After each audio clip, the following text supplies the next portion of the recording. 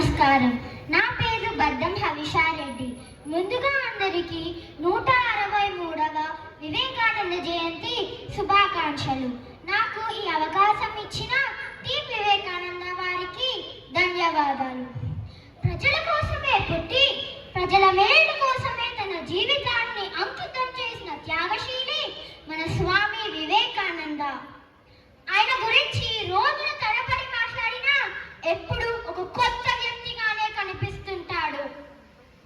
బాంబుల వర్షంలా, తుపాకీల గుండుల్లా, పదునైన ఈటల్లా మనసులోకి దూసుకుపోయే భావాలు మన వివేకానందుడివి.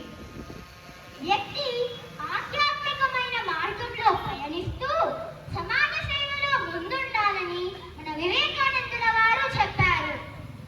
జర్మనీ రేడియోలో మాట్లాడుతూ, భారతీయులారా, మీరు రక్తం ఇవ్వండి, నేను మీకు స్వాతంత్రం ఇస్తా అని గర్జిస్తూ వేలాది మంది భారతీయులతో ఆజాద్ హింద్ ఫౌజ్ నిర్మించి అందులోని వేలాది మంది యువతులతో ఝాన్సీ రెజిమెంట్ నిర్మించి బ్రిటిష్ వారిపై పోరాటం ప్రకటించి 1943వ సంవత్సరంలో అండమాన్ నికోబార్లో త్రివర్ణ పతాకం ఎగరేసినటువంటి నేతాజీ సుభాష్ చంద్రబోస్ కు స్ఫూర్తిదాత ఎవరో తెలుసా? మన స్వామి వివేకానంద.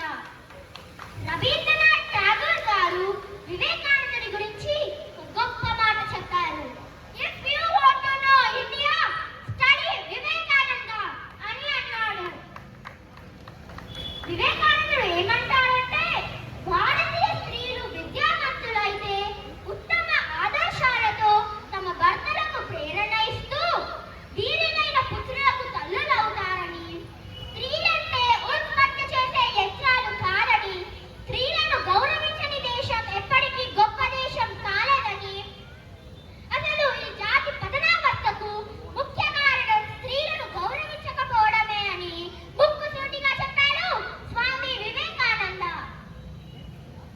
స్వామి వివేకానంద భారతీయ యువతకు ఇచ్చిన గొప్ప సందేశం arise, awake, stop not till the goal is reached. Vivekananda లాంటి ఎంతో మంది దేశభక్తులను తయారు చేసిన సంస్థ గురించి మనం తప్పకుండా మాట్లాడుకోవాలి. దేశభక్తి, నైతిక విలువలు, సమాజ సేవే లక్ష్యం. భారతదేశ సంస్కృతి సాంప్రదాయాల పరిరక్షణే ధ్యేయం. అణువణువున దేశహితం, భరతమాత సేవకు ప్రాధాన్యం. అదే ఆర్ఎస్ఎస్, రాష్ట్రీయ స్వయం సేవక్ సంఘ్. అది కేవలం ఒక పేరు కాదు, ఒక భావజాలం. భారతీయులందరినీ ఏకం చేసి భారతదేశ సంస్కృతి సాంప్రదాయాలను కాపాడుతూ మన భవిష్యత్ తరాలకు అందించాలని దీర్ఘకాలిక లక్ష్యంతో పనిచేస్తున్న సంస్థే ఆర్ఎస్ఎస్. ఆర్ఎస్ఎస్ 100 సంవత్సరాలు పూర్తి చేసుకున్నందుకు ఆర్ఎస్ఎస్ సభ్యులందరికీ శుభాకాంక్షలు తెలుపుతూ, నమస్తే సదా వత్సలే మాతృభూమే త్వయా హిందూ భూమే సుఖం వర్ధితోహం మహామంగళే పుణ్యభూమే త్వదర్తే పతత్వేషకాయో నమస్తే నమస్తే. గత సంవత్సరం మన భారతదేశం ఒక గొప్ప విజయాన్ని సాధించింది. దాన్ని మనం తప్పకుండా గుర్తు చేసుకోవాలి. పెహల్గాం అటాక్ జరిగినప్పుడు భారత శవం పక్కన నిస్సహాయ స్థితిలో మన శ్రీమూర్తులు రోధిస్తుంటే దాన్ని చూసి మనమందరం కూడా రోధించాలి. కానీ ఇద్దరు మహిళా శక్తులు మాత్రం ప్రపంచం మొత్తం చూసేలా ఆ అరాచకం చేసిన దుర్మార్గులకి సమాధానం చెప్పారు. ఆ సమాధానం పేరే ఆపరేషన్ సింధూర్. ఆ ఇద్దరు మహిళా శక్తులే కర్నల్ సోఫియా ఖురేషీ, కమాండర్ వియోనికా సింగ్. స్త్రీల కోసం ఎన్నో యుద్ధాలు జరిగాయి అనేది ఆనాటి మాట. కానీ ఈనాడు స్త్రీలే యుద్ధాలు చేసి మన దేశ ప్రజలను కాపాడే స్థాయికి మన భారతదేశం చేరుకుంది. అలాంటి మహిళా శక్తులందరికీ నా పాదాభివందనం.